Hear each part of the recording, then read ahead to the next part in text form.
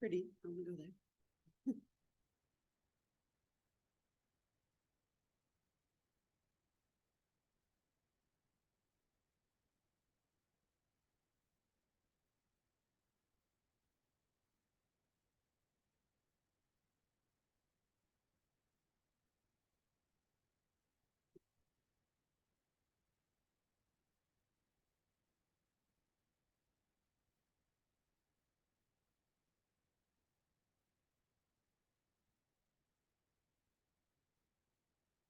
All right, good morning. How was everyone? Nice long weekend? Yeah. It was nice to have an extra day. I'll take it. Though my voice is like really hurting. I'm thinking it's from soccer because I have a lot of little ones that I have to yell a lot. I had soccer practice last night, and I have kids from 7 to 11. And my 7-year-olds, like they got their jerseys last night, and I'm like, we have to have something with tears in the name because they all cry. Like I forgot how much 7-year-olds cry. Like mine are 9. And they're so mature, right? They're 9. The 7-year-olds, like one of them touched the ball with their hand, and I was like, no, no, no, we don't touch it with our hands. Tears, just like full-blown tears. Like she's like, I hate soccer. I don't want to play ever again. I'm like, I didn't even yell at you. I was so nice about it. I was like, no, no, no, just put them behind your back. Tears everywhere. And then someone else comes up and they start crying. And I had like 3 7-year-olds crying, like, I quit. I don't want to play anymore. Like, it's the first practice. So it's going to be interesting this Saturday when they have their first game. Someone's going to touch something wrong and like they're all going to quit, and it will be exciting. I'll tell you about it next week, I'm sure, right? I'm sure I will. So I don't know if it's that or like there's so much going around, but I'm going to do my best, so forgive me if I like cough. I have my water and everything, but we'll keep going with this. Well, the second half of chapter 4, we'll get through that, and then there's a couple of things coming up which I'll talk about next week, right? So if you're looking at your syllabus, we're a couple of weeks away from our first exam, from that first homework assignment. So I'll talk about those probably on Monday, right? Just so if you're wondering, they're on the horizon. We'll talk about them a little more next week. Football starts tomorrow too. It's like the best news of the week. I'm so ready for football. I've done all my fantasy football drafts, ready to go, right? Nobody else excited? Just me. My whole family. I'm like, football. They're like, yay, good for you. I have a house full of 4 girls who hate football, right? But that's okay. I'll watch it anyway. Speaking of stereotypes, right? That's what we get to talk about today. But we'll build on what we went over last time. We went over all the like biological stuff. Today we'll talk about the kind of learning side, the environmental side of gender. So our gender identity is really heavily influenced by our society and culture. And if you remember, when we wrote the term gender up on the board, it's like very psychological, cultural, societal. So we see a lot of stuff like stereotypes. And these are present even before like a baby is born, right? Any of you in here like have little kids in your life, whether it's like nieces, nephews, siblings, children, whatever, right? Bunch of you, right? Right before we found out that we were having our first, Kaya, my oldest, the second we found out that it was a girl, it was like the pink poured in, right? Like everyone started giving us pink everything. And we're like, that's nice, but we returned like half of it. Like we were trying to be very neutral. When babies are born, it's the same thing. Like first question, what's the first thing we want to know when a baby's born?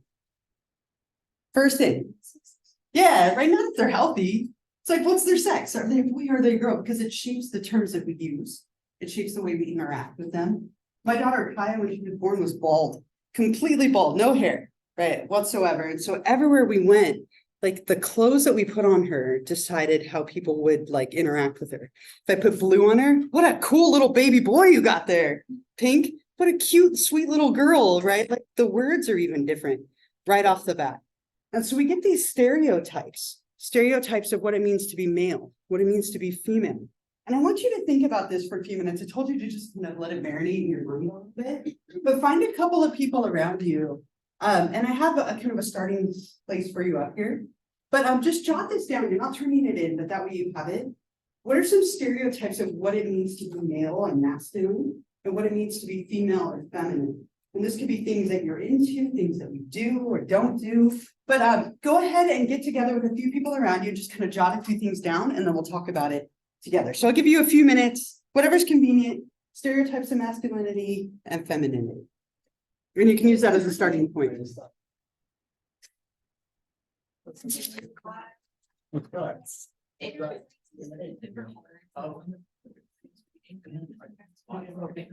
Yeah, I used to like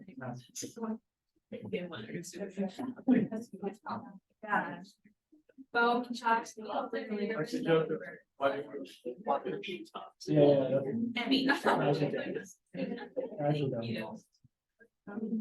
is it? Really? Yeah. And then stuff, always go stuff with good much. Little bit, No. Oh. Really good.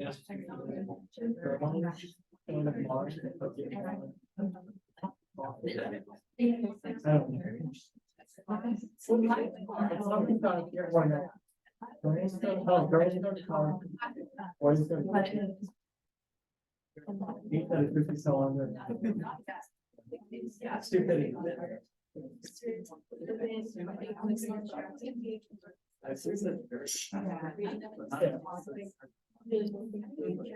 Goes out. Like he does.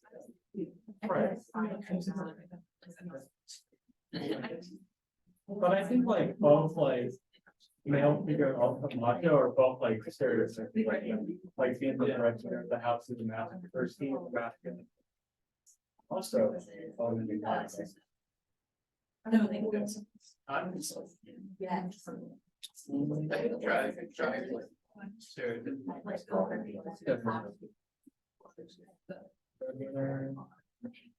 Cars and drugs. Yeah.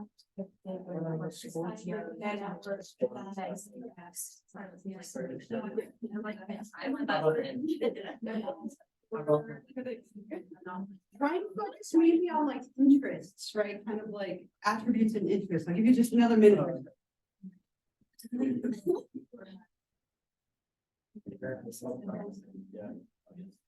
What do you think about it? Maybe. And It's really not much of a stereotype. I'm not sure about that. like lesbian Barbie and then like, and that's fast. Guys are. Okay, so I just. It was the saddest book I've ever read.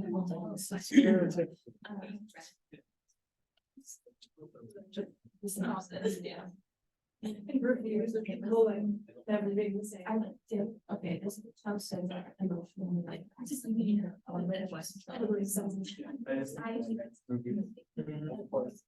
Like that.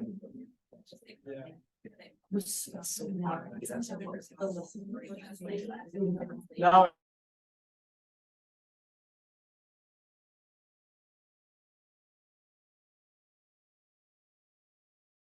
Pretty medic. So we. I think.